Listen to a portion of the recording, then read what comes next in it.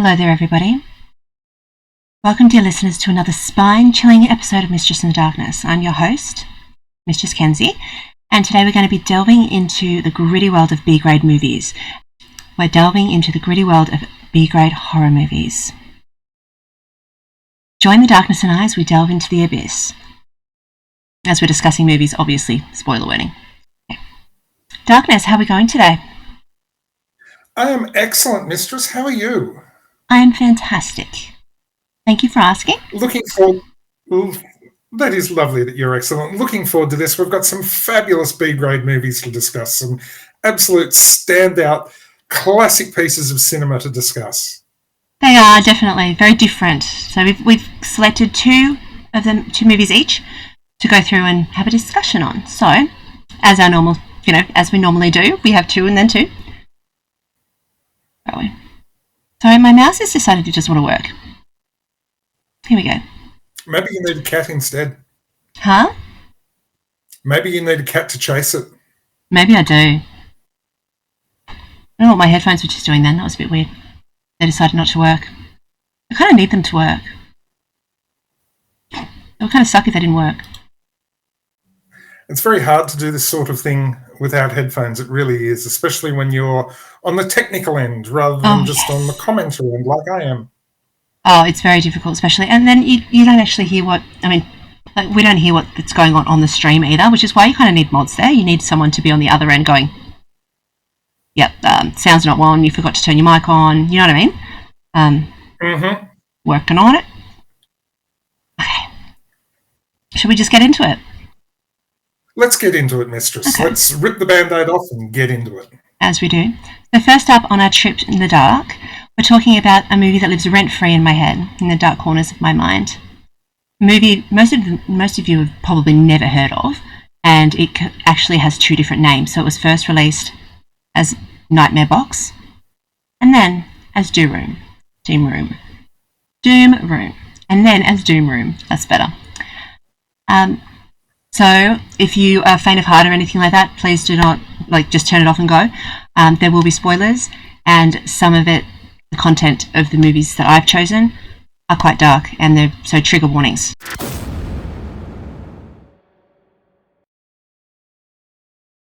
The first movie I'm going to be talking about is a hidden gem that shook me when I first stumbled across it.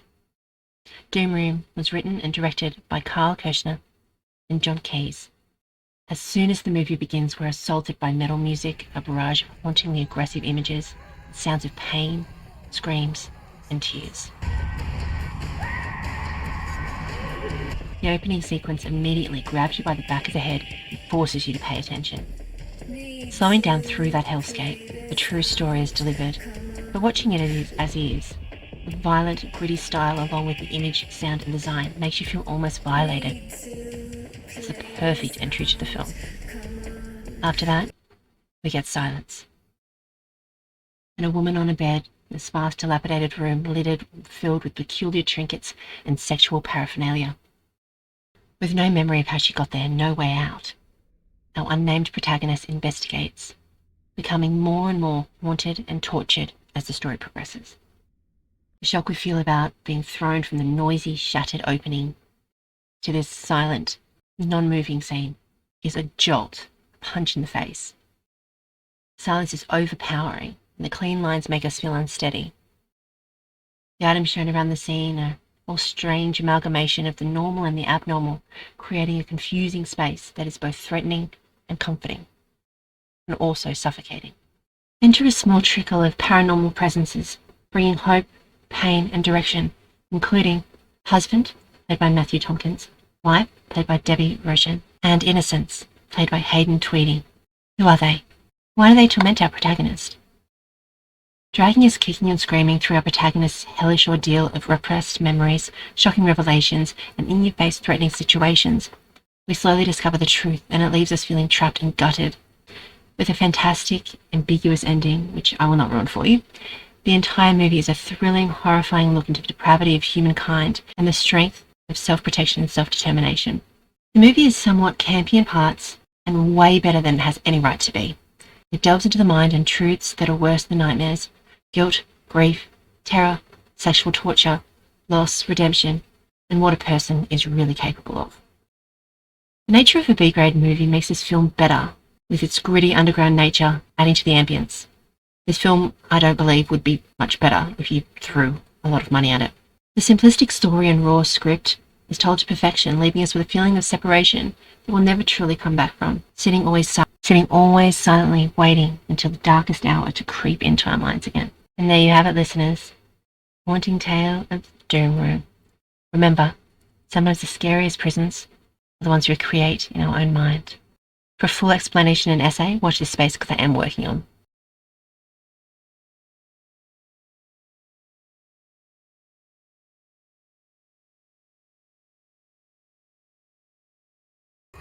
The opening sequence immediately grabs you by the back of the head and forces you to pay attention.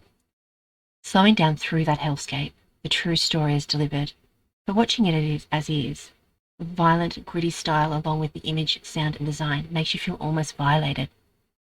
It's the perfect entry to the film. After that, we get silence. And a woman on a bed in a sparse, dilapidated room littered, filled with peculiar trinkets and sexual paraphernalia. With no memory of how she got there, no way out, our unnamed protagonist investigates, becoming more and more haunted and tortured as the story progresses. The shock we feel about being thrown from the noisy, shattered opening to this silent, non-moving scene is a jolt, a punch in the face. Silence is overpowering, and the clean lines make us feel unsteady. The items shown around the scene are all strange amalgamation of the normal and the abnormal, creating a confusing space that is both threatening and comforting, and also suffocating. So yes, I'm pretty sure most people haven't seen that movie, but you can see what I think about it. Just let me quickly. I certainly have not seen it. It actually looks quite interesting. It is very interesting, definitely. Could you hear It'll be one that I have to actually add to the list. To the watch definitely, list. It's hard to find because it is so random. It's just one of those ones I randomly fell across one day, and it has just been living rent-free in my head since then. I just adore it. I probably adore it more than I should, but I also think it's better than it should be. Do you know what I mean? It's just really, really awesome. So the next one, The Darkness, brings us a tale from the back of the janitor's closet with a horror comedy, The Toxic Avenger. Oh my goodness. Evening, Snez. Oh my goodness. Toxic Avenger, brought to us by the twisted minds at Troma Films.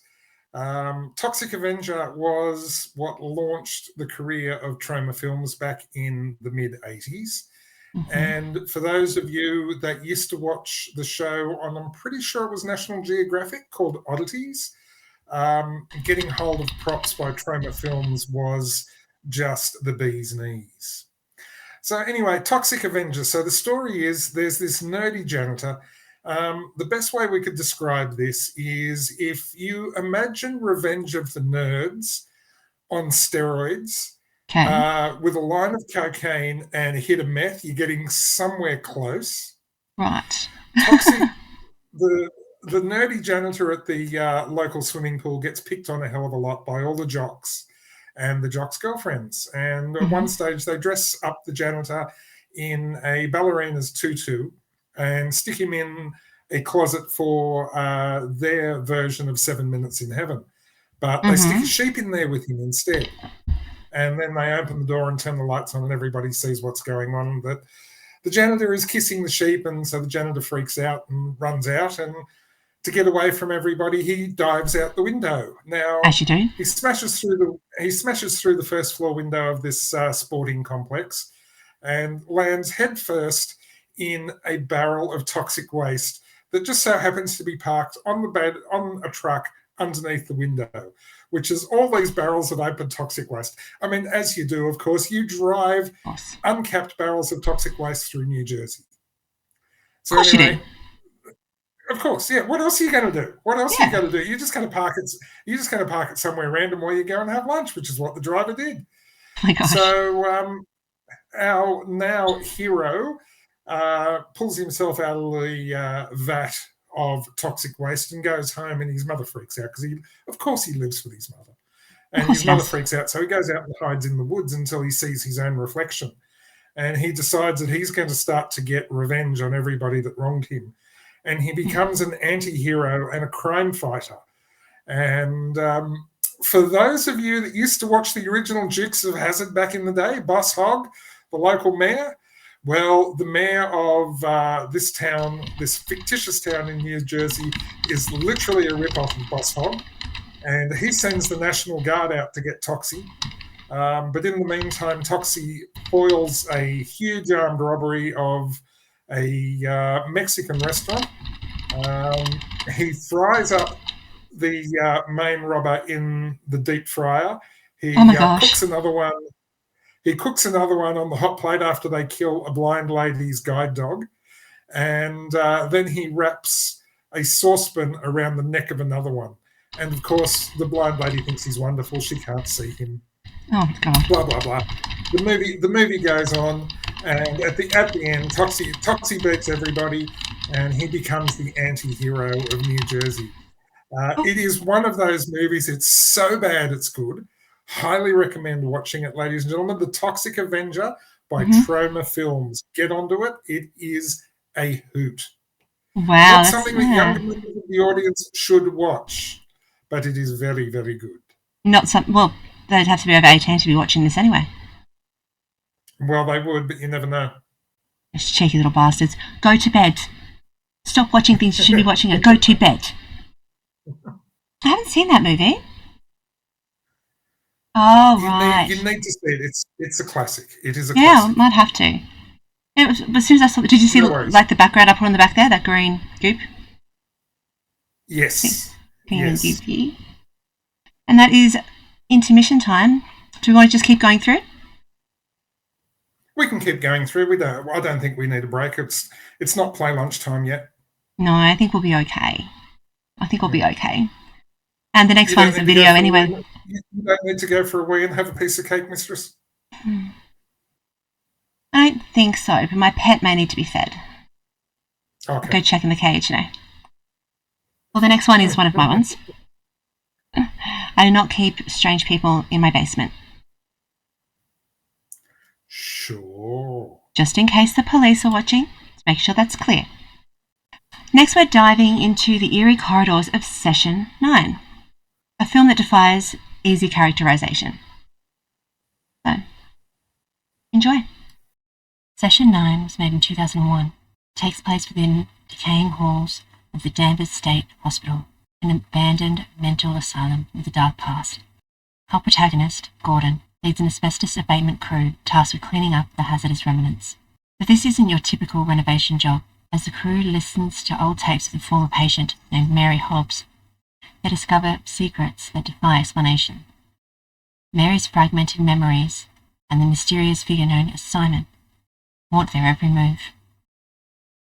The film's scares emerge not from the typical horror tropes, but from complex interactions among its characters. Gordon, owner of the asbestos abatement company, bids to remove the asbestos from Danvers State Hospital. Desperate for money, he promises he can complete the job in 1 week, despite the fact that it should take 3. His crew includes Mike, a law school dropout who is knowledgeable about the asylum's history, Phil, dealing with grief from a recent breakup, Hank, a gambling addict, and Jeff, Gordon's nephew with a pathological fear of the dark. A not-so-simple job becomes a nightmare the moment Mike discovers the old records room in the basement of the hospital. Inside, he finds tape records of a patient named Mary who suffered from multiple personality disorder. Mary's box contains tapes labelled with all 4 personalities: Mary, Princess, Billy, and Simon. Throughout the movie, Mike listens to the tapes, revealing glimpses of Mary's shifting personalities, except for one, Simon. The film opens with Gordon expressing stress due to his newborn baby. As Gordon and Mike explore the hospital, Gordon hears a voice saying, "Hello, Gordon." This marks the beginning of Gordon's descent into madness, as Mary's spectre infiltrates his mind. Coincidental moments link the crew's lives to Mary's and her personalities and intensifies the eerie atmosphere. The hospital itself becomes a character, filmed on location at the real Danvers State Mental Hospital. As Gordon's mental health unravels, the line blurs between fiction and reality. The final tape, Mary's Session 9 with the doctor, reveals Simon, the missing piece of the puzzle. The film leaves us with plenty of questions. Who is Simon? Is he a malevolent force, or a manifestation of Mary's fractured mind? What secrets lie within the hospital walls? How deep does Gordon's madness go? Even during the filming of the film, reports of paranormal events were reported. The actor who played Phil reported eerie experiences during the filming, claiming to have seen something pass his window. The actor who played Gordon also sensed strange happenings on set, especially on the roof. Let's look at some of their characters. Gordon grapples with impending fatherhood, an unshakable sense of unease. His vulnerability draws us in, making us wonder what lies beneath his stoic exterior. Hank's fascination with old coins he discovers set off a chain of events. His disappearance leaves us questioning the asylum's malevolent influence.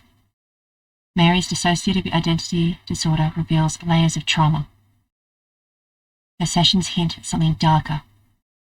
Presence named Simon. The themes looked at during this movie are isolation and decay, personal demons, suppressed emotions. The asylum becomes character itself, a place where time stands still. Its crumbling walls mirror the crew's unraveling sanity. Each crew member carries baggage, failed relationships, fears, regrets. These personal demons intertwine with the supernatural. Mary's tapes force us to confront the past. Simon's presence lingers, demanding answers. His Session 9 isn't just a horror film, it's a descent into madness, where secrets fester and the past refuses to stay buried. So, dear listeners, remember, there are things to fear in the dark. And where do you live, Simon? I live in the weak and the wounded. Well, there you go. That looks really cool. And that is one of those classic movies that if horror fans haven't seen it, go out and see it. Obviously, there were a few spoilers, but definitely not. I did not spoil either of those movies at all. But, yeah, so that's one of the classic ones. There's one movie that I really wanted to do, but because I couldn't find it, obviously I couldn't do it because I needed to rewatch it to make sure that I really grasped what was going on, to make sure I remembered it being what it was. And that one was called The Chair. And I could not find that one. I found multiple movies called The Chair, but not the one I was looking for, which was so frustrating. It took me I spent a couple of days focused on it, hyperfixating to find this bloody thing. Not for us, unfortunately. Just as a side issue, Mistress, have you ever done a paranormal investigation of an abandoned asylum? I have. Which one? There was one it's in New South Wales. I can't remember. It was a long time ago. I've done all sorts of bits and pieces. Done ghost tours, done those investigation things, little machines and whatnot. Sydney or country New South Wales? It was country. It wasn't Sydney. I can't remember now. Gold? I honestly can't. It sounds about right, but I honestly can't remember. It was so long ago. I'm 172, so it was at least. Yeah, right. Sounds a really good one. I really enjoyed that one. That is very reminiscent of the movie that we just were talking about. It's very reminiscent of a paranormal investigation I undertook at the main state asylum here in Tasmania. Oh, yeah, okay. Oh, it does drive you crazy. Hey, Snez. Snez is just saying that it drives her crazy when she can't find a book or a memory. I'm still trying to find this book from 10 years ago that I cannot. I've been looking for it for about 10 years. Yeah, it's terrible. It's like you made it up yourself. But yeah, so tell us about this investigation you went on. The Australia's oldest psychiatric asylum is here in Tasmania. Mm-hmm. It is known by many names, but more widely known as Willow Court. It was built in the 1820s. It was the first one in Australia. Okay. and we did both a night investigation and day investigation. Yeah, Night okay. investigation was fine. The day investigation was nasty. Both of us picked up an attachment. There was a courtyard between the male maximum security and the female maximum security. I ended up walking around the perimeter wall for probably 20 minutes, half an hour, and I physically could not stop walking. I was just pacing the entire courtyard the whole time. And Susie was there, and she just sat down on a step and broke down. And it took us nearly a week to shake it off. Oh, wow. We can only surmise that because at night the place was in, as such, lockdown. Of course, all the patients were in their rooms and whatnot, locked in at night. Nothing much was going on. Yeah, of But course. during the day was when all the medical treatments and therefore experimentation and whatnot was going on. Yeah. How can we call it an attachment? Very interesting, Snares, because we both had an overwhelming feeling that lingered for days afterwards. It's quite a common way to describe it, yeah. For people that have been through it wasn't just a haunting, because we actually picked up something that left there with us, and it took us a long while to throw it off, and it wasn't very pleasant. SMeeks286 would be able to comment on that and agree with it. So many bits. I know I've missed a few bits. I'm just going to go back now. I just wanted to hear the story. Like, we don't want to interrupt or anything. Let's go back and just see what we've missed here. Yep. Okay, there we are.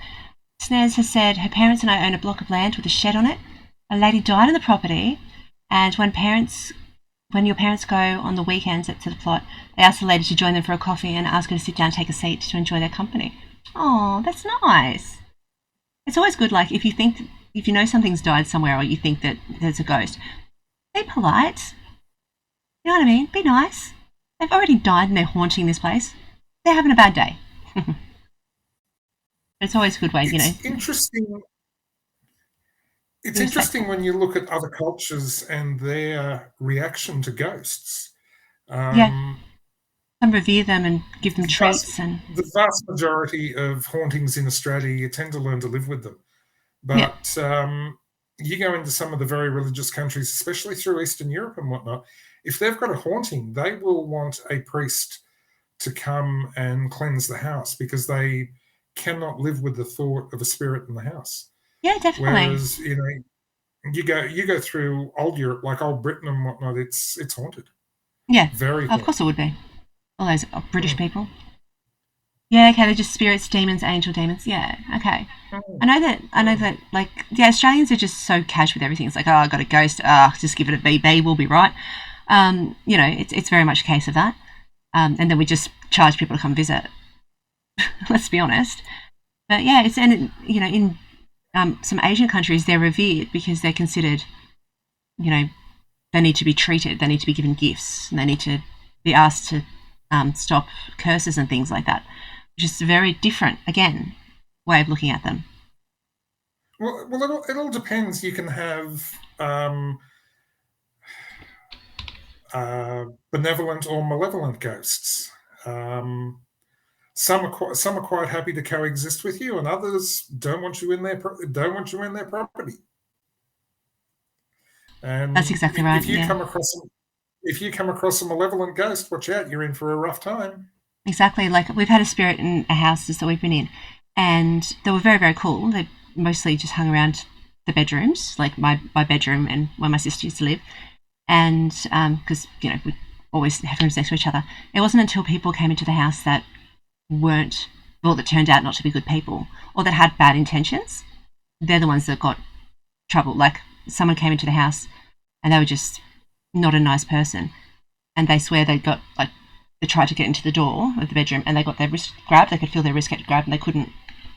They're just like, what the hell? Like, what is happening there? I'm like, Well then, of course, no one was in the room at the time they were going there to try to steal things. So, some of them are just there to literally protect. No, Snaz, I don't have a spirit animal, but I remember the house that we were living in when we first got married. We were only renting up in North Rocks, up in Sydney, and the night that we were moving out of there to our first house that we had bought, this tiny little white fur ball of a cat turned up. Absolutely gorgeous little thing that was a stray. And I tried to entice her into the house to give her something to eat and whatnot, and she wouldn't step over the threshold of the door. There was no way in the world she was going inside. She'd happily sit outside, sit on the lap out on the back veranda, would not go inside the house. Now, interestingly enough, that house, from the time we walked in till the time we moved out, even though that was where we were first living when we were married, we fought literally like cats and dogs the entire time we were in that house. Wow. And that cat and little TC would not walk inside. Absolutely not. But when we took her to our new place, not a problem. Straight in, bang. Oh my gosh. Yeah, I love cats, and they always find me. We always find each other. I always end up with a whole bunch of cats wherever I am. But when I've moved different places and when things have been happening that kind of, I would consider needing sort of a protective spirit around or something like that. It's interesting. It's like magpies, like magpie crows, those kind of birds. Yep. I'm not sure exactly, but that's the kind of one that's around. They don't I'm terrified of birds, petrified of them. But one of the reasons I'm petrified of them is when my brother and I, when we were little, my brother was chasing us to attack me, and he got swooped by a magpie. Continuously swooped by a magpie like this. That's one of the reasons I'm terrified of them. Should I be? Do you know what I mean? It's obviously the way that my psychic reacted, but possibly it was a protection thing. No, you're right. I can keep talking. I can talk underwater with a mouthful of marbles. I know you could. We've tried it. White cats and white dogs in your culture are good luck. That's interesting, Snez. So would that be good luck that if a white cat or a white dog crosses your path, it brings good luck, or having them brings good luck? Blackbirds, crows, magpies, messengers, birds. When they are your life, they are trying to give you a message. Okay, yeah. What message are they normally trying to deliver, Snez?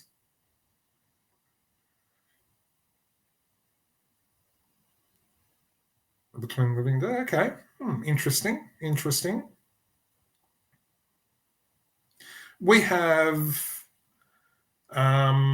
such a variety of birds down here because we are way out in the country and we don't have any fur kids at the present point in time. So we've got an abundance of wildlife here. Birds, possums, all sorts. And just, we've got everything from tiny little blue wrens right through to black cockatoos at the present point in time, and everything in between. So there's always birds flying around. And did you know that if you see an odd number of cockatoos, it means the weather's going to change? My lovely wife told me this quite recently, and every time you see an odd number of cockatoos, yes, the weather changes the next day. It's quite bizarre. It really is. White cat or white dog coming to live in your home means the house is a good sign and there's a place of good energy and prosperity. Pardon me. Yes, well, little TC, when she moved into our place, the first house that we bought, it was a very good house. It was a very harmonious house. We didn't have many fights, and we did quite a few interesting things while we were in that place. Not as, we've also done many interesting things since we've been in this one. But yeah, I would say she brought in quite a good aura with her when she moved in with us. Delightful little cat she was, apart from the fact that she used to have to go out at 3:30 every morning, and she would not let you rest unless you opened the cat door for her. And yes, our builder put in her own little cat door, which was lined in between the walls. The cat. Very original, I know, Snez, but that's what we call. That's what her name was because we couldn't think of anything. And it was like, what are we going to call it? It's the cat. So it became TC. And That's so cute. I wanted to call the cat Dog, but I wasn't allowed to. Instead, I called my fish Dog. Had dog toast. Oh, answered me by dying. So yeah, pretty much. Just like, nah. We did have yes, black cats do that. Lovely. We had a huge black long hair cat, and we had him for 16 and a half years, almost 17 years. His name was Penny. And he was a delightful cat. He was the most gentle little thing. I can't say little because he was 9 kilos. He was a big boy. And he had paws almost his paws were almost the size of the palm of my hand. Oh wow. He was a big fella. That's a lion, not a cat. That's like a proper beast of panther. Yeah, house panther. I want a black cat so bad. I want one so bad. He was a good fella, and his brother. We had twin cats. Long-haired black being Penny, and short-haired black and white tuxedo being Percy. Okay. P-U-R-R. Yeah, that's a lot of pussy. Yeah. Any amount of pussy is fine as long as you know what to do with it. Yep. When he sat on you, you knew he was there. I bet. He was a big boy. Oh, that's awesome. All right, so we'll go to the next. Shall we move on with our next one? We shall. Mistress? Just let me get all the stuff up. Here we go. Mm-hmm. Next up, The Darkness Summons the Spirits of the Woods, with Sam Raimi's cult classic, Evil Dead. Chainsaws, possessed friends, and a cabin in the woods. What could go wrong? The Evil Dead, the 1981 masterpiece, and yes, I am that old. In fact, I'm much older than that. The premise of the story is 4 friends go off to a cabin in the woods in rural Tennessee to celebrate spring break from college. Oh. And they're exploring the cabin. And in the basement of the cabin, they find this very unusual book and a old reel-to-reel tape recorder. They bring the book and the tape recorder upstairs where they can see it a little better. And they play the tape, even though at the beginning of the tape it warns them not to play the tape any further. And the tape contains ancient Sumerian chants. The book that they have stumbled across is the Sumerian Book of the Dead, and it is bound in human flesh. And by repeating the chants that is on the tape, it releases the spirits of the book, and the spirits take over the people in the cabin. And one by one, all sorts of mayhem starts to unfold. The movie went on to spawn Evil Dead 2 and a remake of the original Evil Dead. And number 3. Watch the original. It is far better than the remake. And it is actually quite scary for its time. Well, yeah. For its time, it's quite scary. But it was also meant to be campy and comedy, like the whole point of his stuff. I think it's funny that he got given an extra, I think it was like an extra couple of $100,000 to make the next one, number 2. And he did not use it to make it look upgraded. What he used it for was to make extra monsters that were of the same caliber as the first ones. Like he didn't go, oh yeah, we can get a better camera. No, he wanted it to be gritty. He wanted it to be funny. He wanted it to be, what it was. And he did it so well. The remake, they've done it as an actual horror. And it's completely different vibe. Completely different. But number 3 is funny. There's some of my favourite B grades. There is some other really good ones out there. But I could not find any information that we're able to post to go along with the story. There is actually we've gone on an ad break. Excellent. Oh, Yes. Got an ad break. No, we're still live by the look of it. Mine says it goes ad break ends in 30 seconds. That's right. Is it excellent? B-grade Australian horror, which we will go on to as soon as we come back from ad break. And I will touch on that in just a moment. Can we remake The Cabin in the Woods? Zombie in the Desert, aka Australian scary movie. SNES, yes. If you want a scary Australian movie, Snez, if you can find it, it's called Frenchman's Farm. Really, really good.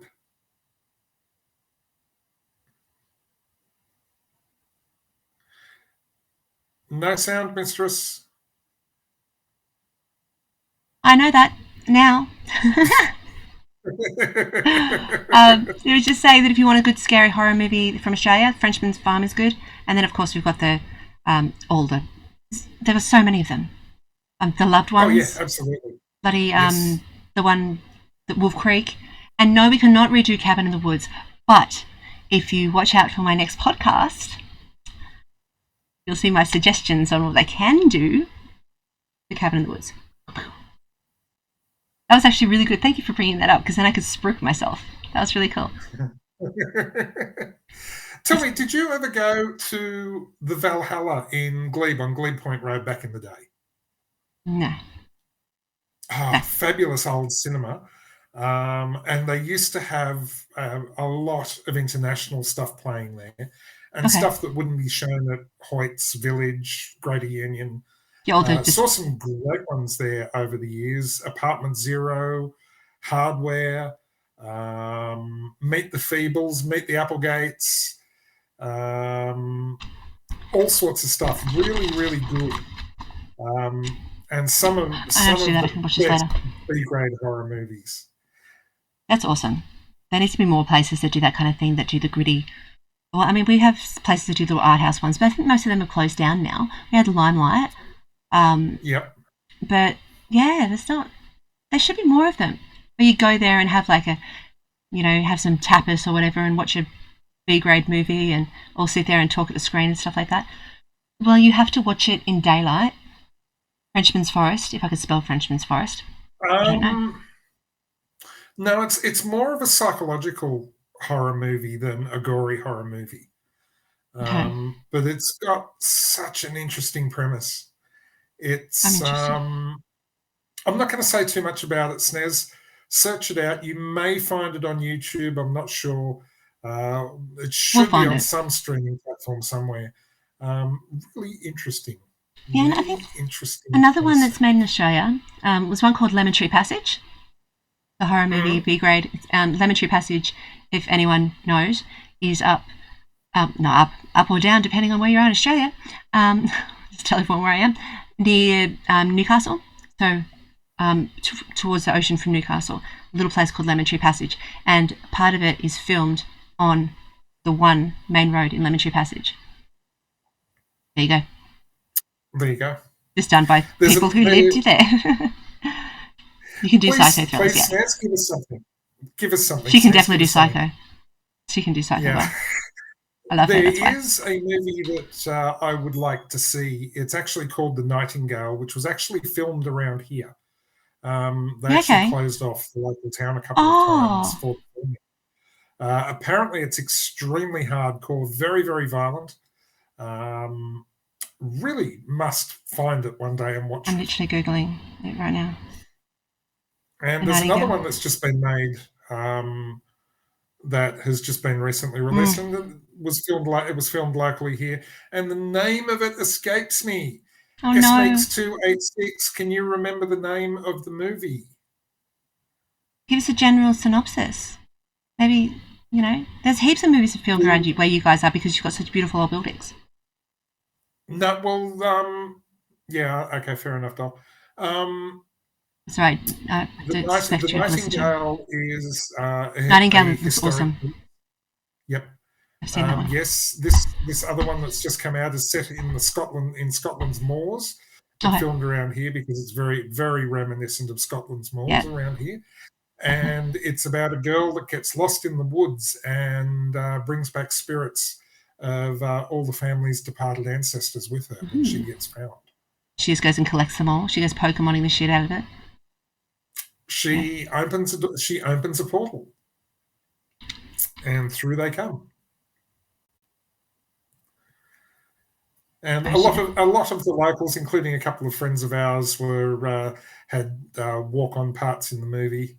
That'd be cool. And whatnot, but I did not. I stayed well clear. You were just like, nah, don't want to borrow this. No. It sounds really awesome. Like, it Yeah, sounds really good. You've seen The Nightingale? It's not a horror. Yeah, semi-historical. Yeah, I have seen that. I think it says it's like a supernaturally something. I literally just looked at it. You saw me look at it. That's how long I looked at it for. Um, yeah. Revenge That, activity. Okay. a good portion of that was actually filmed in the main street of the closest town to us, and they actually put up false fronts on the building. And SMX 286 was working at the local pharmacy at that point in time, and they would actually stop people coming and going from the pharmacy while they were filming, and then all of a sudden they'd say, okay, run across while we don't have the cameras running. And SMX 286 has a photo somewhere of a guy in full period costume riding a horse, carrying 3 takeaway coffee cups. Oh my gosh. Funny. Oh, I love it. I started putting a different screen. That's so cool. It's so, like, when they film things near you, it's just so surreal because you're looking at it just going, yeah, you know, that's where I smoked bongs when I was 5, or not 5, you know what I mean. It's something when I was, yeah, you know. And then they're making a film. It's so weird. Like, I can't remember. There was one I saw. I think it was like a Mel Gibson movie or something like that. Like when I was little, it was being filmed. And just going like, oh, I've been here. I know this place. And I've seen this dude. Oh my gosh, he was on the telly. What's he doing here? Okay, I'm going to go. You know, something like that because we've lived all around. Normally when there's a camera anywhere, we turn and go the other way because we don't particularly like to be on camera or in the public eye. Yeah, that's fair I don't enough know why too. I'd say that, considering I do a podcast and I'm on radio and whatnot. I certainly don't want to be in the public eye. No, not at all. No, I'm just on the radio, I'm just doing this. I just like get on there going, hello. Yeah, that's, you definitely don't want anything to do with your Muppet. No. Been interviewed live on television a couple of times. Yeah, I don't want to be in the public eye. Not at all. Not me. Oh, I never did. Shrinking little violet that I am. Oh yeah, I can tell that. Definitely shy as anything. Yeah, oh, exactly. My goodness. Exactly. Revenge. That's an interesting thing to be talking about. Revenge movies. That's an interesting topic. Yeah, because the majority of revenge movies. When you set out for revenge, first dig 2 graves. Just you can just stick them both in the same grave. Just kill everybody, and then you walk away. Well, most of the time, if it's in a revenge movie, the protagonist in horror ones tends to survive, like 90% of the time. 90%. But do they survive? They survive to the end. Well, they're already basically dead by the time they need to have their revenge. Yeah. That life is gone. Yeah. But there's some really, really dark ones out there, like revenge, vengeance. Wow. There's so many of them. So they can get really dark. You were watching Welcome to Sarajevo. I really need to find my glasses. And realised the opening scene was filmed in filming your parents' hometown. That's so cool. Walk past the church. Is that the church you sent me a picture of? Like the one that you sent me a picture of it, and it was like this little. Probably was, because you mentioned exactly the same. I don't think you mentioned that the movie was filmed there, but you mentioned that similar thing. That is so cool. I love that kind of thing. Yeah, I don't have any stories like that my house was filmed anywhere. Or I haven't been on film. I've been on the news. And I didn't do anything wrong. No, you'd escaped that time, hadn't you? Oh my gosh. Pretty much, yeah. I just flew underneath the radar, that one. Yeah. This week on Escapees from Callan Park, please keep a lookout for Kenzie Cat 669. She is dangerous and deranged. But in the best possible way. I know. Oh, goodness gracious. How long's it? Did we want to keep talking, just keep chatting, or do we want to do the finish up? Like, we can do the finish up bits, just do the footage thing. Well, we can keep chatting. I'm not in any real hurry. I'm not working tomorrow, so I don't have to go to bed early tonight. Oh, that's nice. Yeah. I want to know, is Smex is meant to be S-Mex, or is it Smex like Smexy? Because I know which one I think you are. Think about it. What's my name? I'm not thinking about you. I know what your name is, yes. Yeah, it's not Smex, it's S-Meeks. I like Smexy. Smex. Smexy Smex. Darling, do you want to be called Smex? Let me know, sweetie. But I can Let's just be see my what she special posts. nickname for you.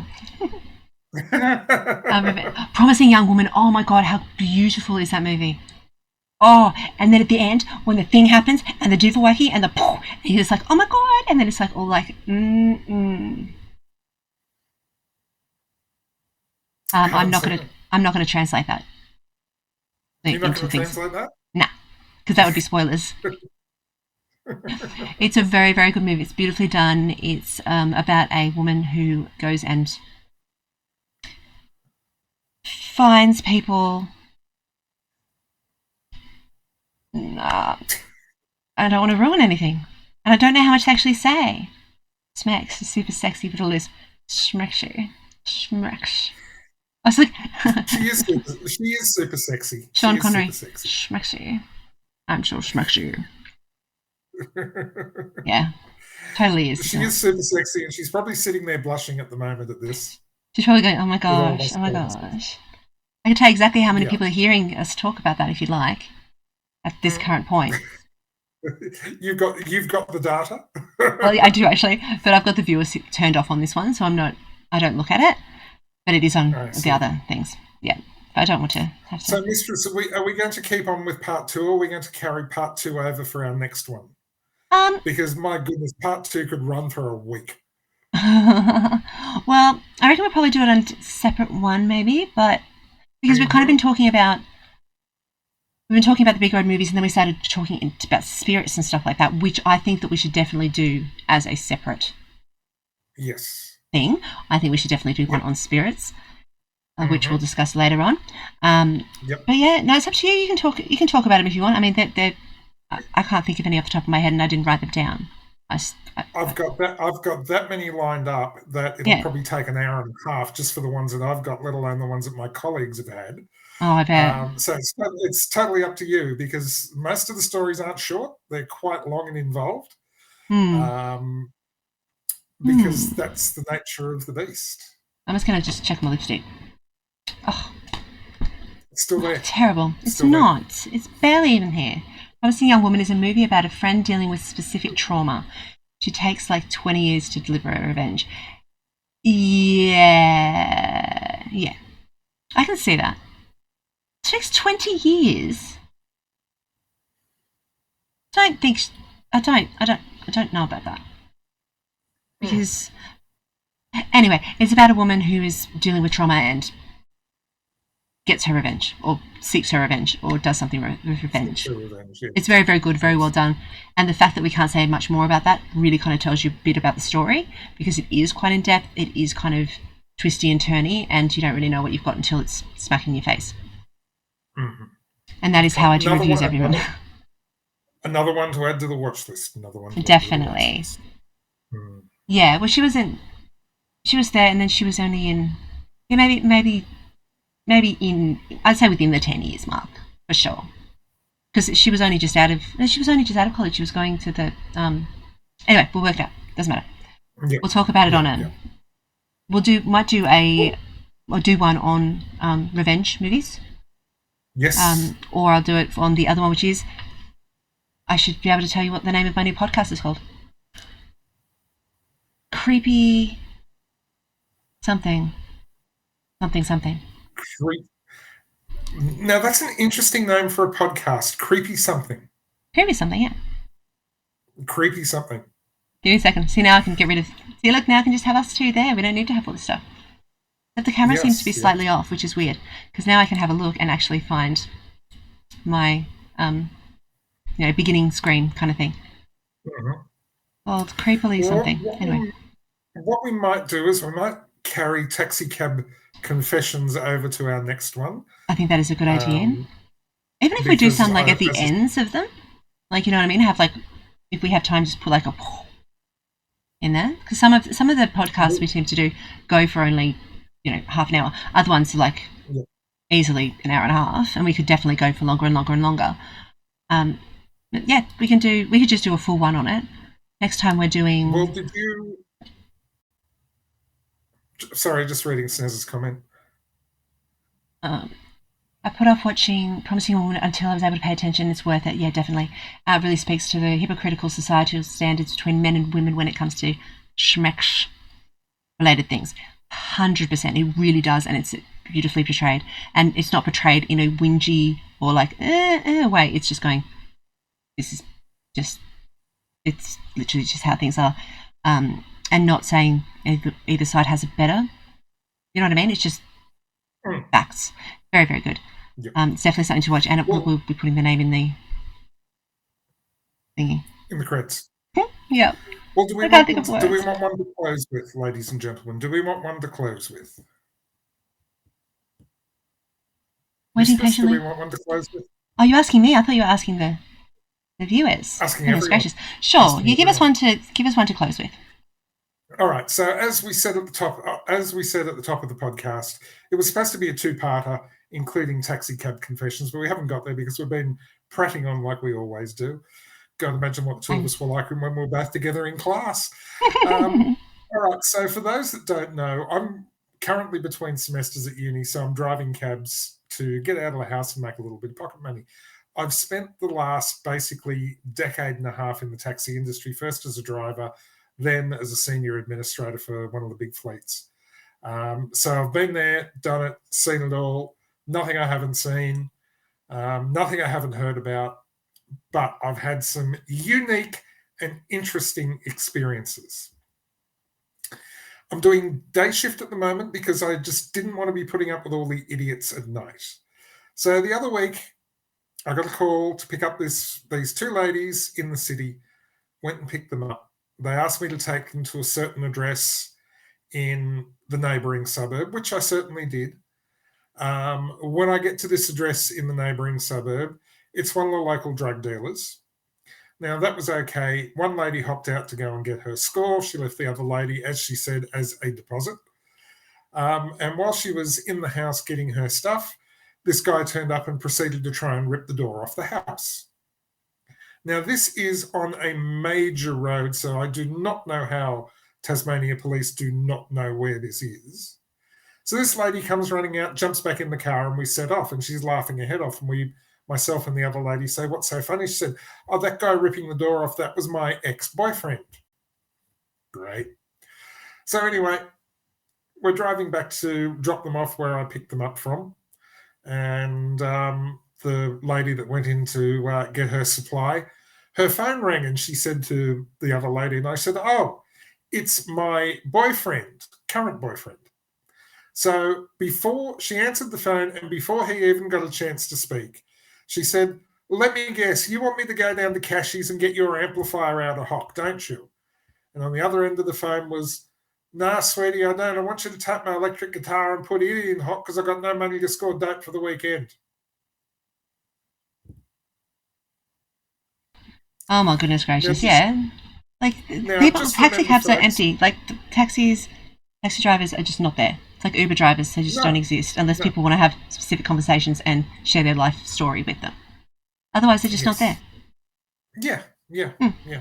I'd love to have him wear a body cam, but he didn't want to film any of the stories. I suggested he just had a set up and just we could record them. We actually do. Cover the faces. Taxi cabs in Australia actually have security cameras in them. They do. So yeah. Everything that you do in a taxi is filmed. I know. Everything. Normally I charge. But the footage on the camera can only be accessed with an accompanying police report number. So the driver can't look at it. The taxi owner can't look at it. The only way it can be accessed is given to the police in secure file, and they're the only ones that can see it. If I was a taxi or Uber driver, I'd just wear sound-cancelling headphones. Okay. Yes and no, because you've got to be able to talk to you've got to be able to hear what they want. To the passengers, because you've got to be able to assess what your passengers are doing. Which is fair enough. For safety, you've got to be able to get that vibe from your passenger. You know if a passenger is going to be trouble within 30 to 50 seconds. You know. Easy. Yeah. It shouldn't be as bad for Uber drivers because Uber is prepaid. Unfortunately, Uber do not have the security advantages that taxi drivers do. What are the security I advantages can the do- taxi drivers have? Oh, you mean the taxi driver has security advantages? The taxi driver's safer. but Uber- Yeah, I get you. yeah, Okay, that's taxi fair enough. driver is safer. Taxi driver's journey is being monitored Yeah. by at least 2 people at all times. Mhm. Uber is just being monitored by a computer, and in this, there's nothing that can be done. No. That's why so many things have gone on in Ubers over the years. Yeah, I think it's easy. It's safer for people who are driving and riding in them because they can see where the person's meant to be going and where they're not. Yep. They can share that with other people. Like if you're in a taxi, you jump into a taxi, you've no idea. They could be, who knows? And yeah, so there are definitely pros and cons for taxis and Ubers. Like I have been harassed and whatnotted. I'm just going to say that I'm not going to go into detail in taxis, like by taxi drivers. Yep. With Uber drivers, it's all safe. It's not all safe, but as I said, you can track it on there. You send it to other people; they can be tracking you too. There's a button you can press to go, "I'm not safe." You press it, it goes straight to Uber. It goes to the police. Whoop. Doesn't go to the police. That's a lie. It doesn't go to the police. Well, the police call you directly after they press the button. They contact you. That's if Uber bother to send it. Trust me, I've been in the industry for a very long time. Okay. I know it backwards, and most I have of the seen time, movie taxi. Yes, I have. Most of the time when stuff goes wrong, it goes horrendously wrong. But you can do it now as well. The 2 big taxi networks in Australia, they both have apps, and they're both as good as an app as what Uber is. Provides live tracking, provides details of who your driver is, vehicle registration number, that's blah, good. blah, blah. Because they didn't have that not very long ago. No. 2 years ago, none of that. And the taxis never show up when you order them. I'm not going to bitch. I'm sorry. Paddy wagon, yeah, no. Anyway, awesome. Thank you so much for everyone for coming for that. I drive a wheelchair taxi. It's the best way I can describe it. Sometimes it's like a short bus. Yes, it's a perfect place for you then. Oh, absolutely, yes. I've had plenty of people say, "Oh, I'm crazy," and I say, "No, you're not half as crazy as me." Gosh, no. Ask my friend, I'll tell you. What friend? The one sitting beside you. They give me the jacket that makes me hug myself. Taxi driver was second to the place, yeah. One of those things, isn't it? Alright, I'll do the end of this spiel bit. No worries. Okay. As the credits roll and the echoes of screams fade into the night, we bid farewell to our haunting journey. Dear listeners, remember that horror isn't confined to the screens. It's seeped into the cracks of reality. So lock your doors, check under your bed, and keep your silver cross close. Until next time, when the moon waxes full and the shadows beckon, this is the Mistress signing off. May your nightmares be vivid and your courage unwavering. And just remember, ladies and gentlemen, monsters don't live under your bed. They live in your head. Good night, one and all. Good night, everybody. I'm just going to put the end video on. If you want to stick around for that, it'll tell you what the next topic will be.